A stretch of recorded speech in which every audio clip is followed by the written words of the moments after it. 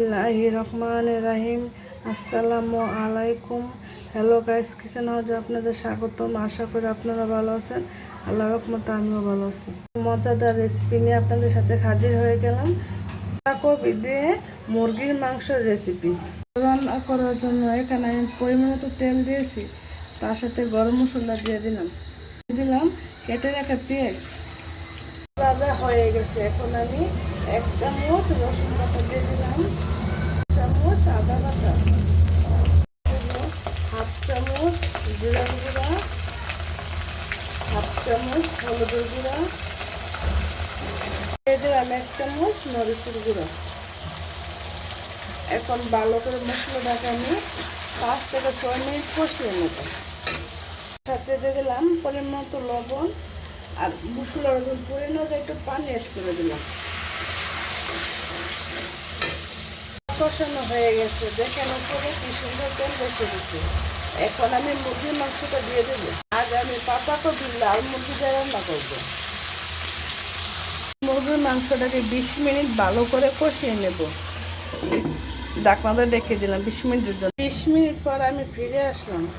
ঢাকনাটা উঠে দেখে নেব মাংসটা কষানো হয়েছে কিনা।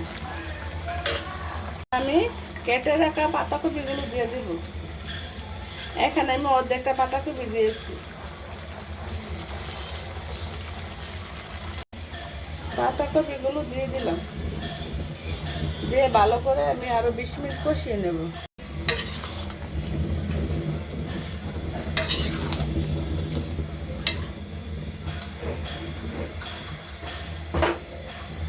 কেটে রাখা 2টা টমেটো দিয়ে দিলাম কালারটা সুন্দর হওয়ার জন্য।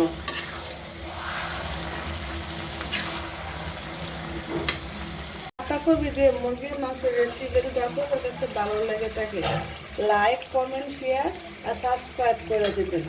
এখন আমার চ্যানেলটা সাবস্ক্রাইব করেন না, প্লিজ আমার চ্যানেলটা সাবস্ক্রাইব করে দেন নতুন নতুন ভিডিও পেতে। আর একটা শেয়ারের কারণে ভিডিওটা সবার কাছে পৌঁছে যাবে।